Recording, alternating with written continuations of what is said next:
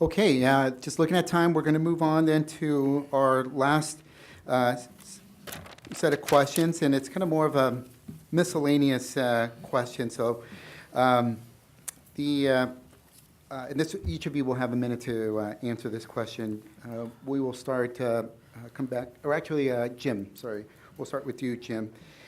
Which current council members' views do you identify with the most?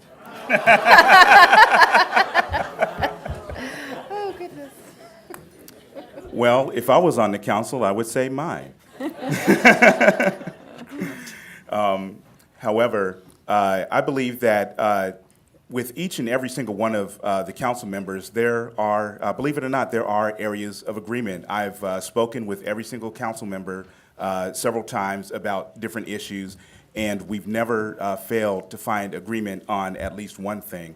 And that's one thing that I do really appreciate about the council is that when you're on it, you're part of a team and you're part of a group, and you might have your disagreements and your differences, but they're not personal disagreements and differences. I mean, things can get heated just like they do between friends, but at the end of the day, when you know that you've done the best job that you can, that's what counts and that's what's important.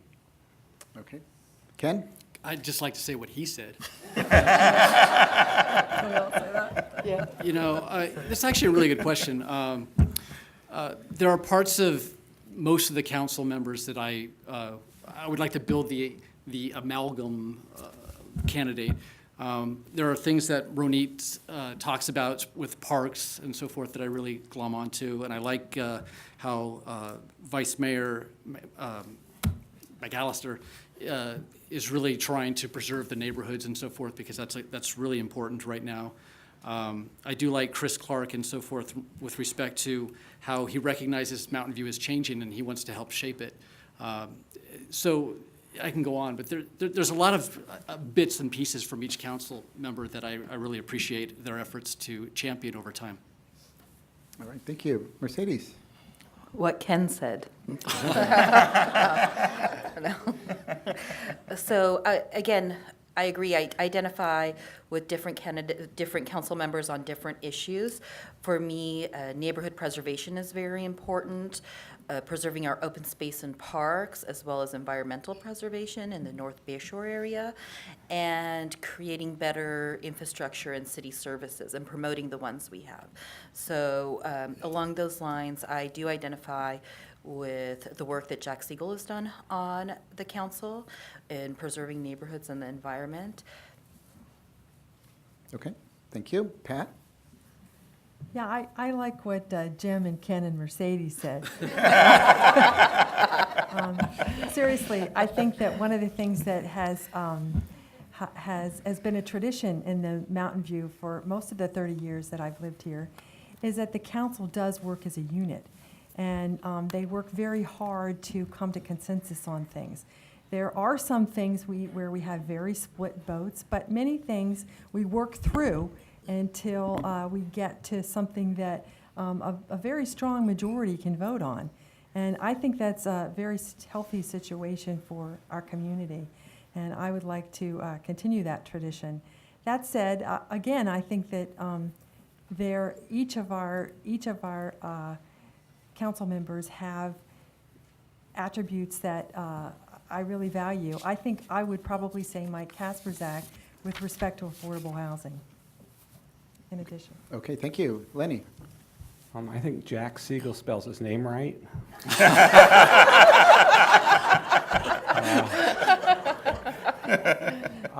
Ronit Bryant and I share an appreciation of the Cotswolds in England. We both vacationed there. And John McAllister serves a great cup of ice cream.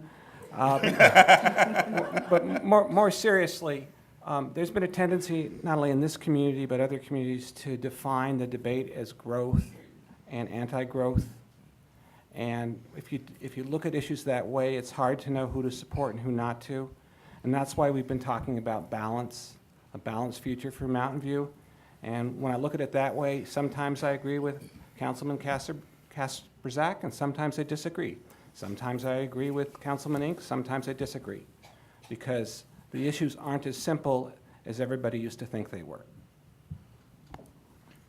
Greg? Okay, I'm going to do a little bit of a departure. I'm going to actually mention somebody. I've worked with Art Takahara. Some of you may remember him, former mayor.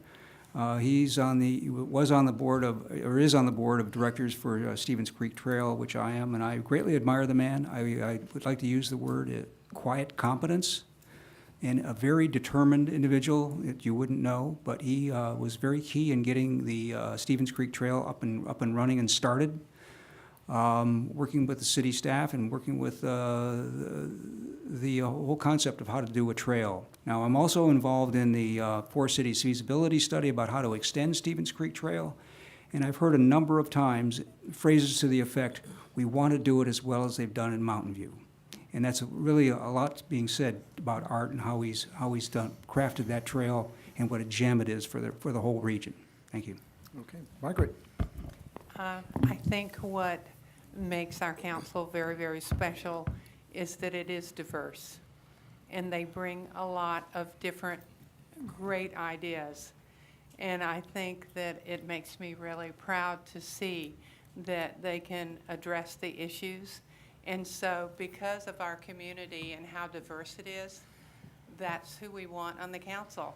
Because everybody brings a little different perspective and maybe something we hadn't thought about before. And I think that's one of those things where we do it better together. And I think this council is amazing in the things that they've accomplished and what their legacies that they leave over many, many years. And they're a tough act to follow, but we'll do our best. Thanks, Margaret. Ellen? Great. Can I say a hybrid? What's really great about our current council is that each of them, at the end of the day, is trying to make the best decision for Mountain View and the residents. And each of their perspectives brings that to the table. And I found it really admirable that they do this public service for the city, and that though they might get to the answer in a different fashion, they are able to reach a conclusion together, like delivering the best city services to us, trying to find ways to improve our transportation and public infrastructure. They listen to residents and trying to preserve open space. As I've gone on with my campaign, something that's been interesting is looking at a former council member, which is Councilmember Pear, whose family also has history in the city, and talking to him about how his family were also in the orchards. Thank you. Thank you. Okay, Lisa? Yeah, as has already been said, sometimes my views are in alignment with some council members and sometimes they're in alignment with others. I've learned, however, from all of them, and I appreciate the diversity and the different thoughts and ideas they bring. Similar to on the EPC, we have different views, but we come together to discuss them, and we learn from each other. I would say, if you really pressed me, though, that I'm most closely aligned with Jack Siegel, John McAllister, and Ronit Bryant, and Margaret Awikoga. Should I just name all of them?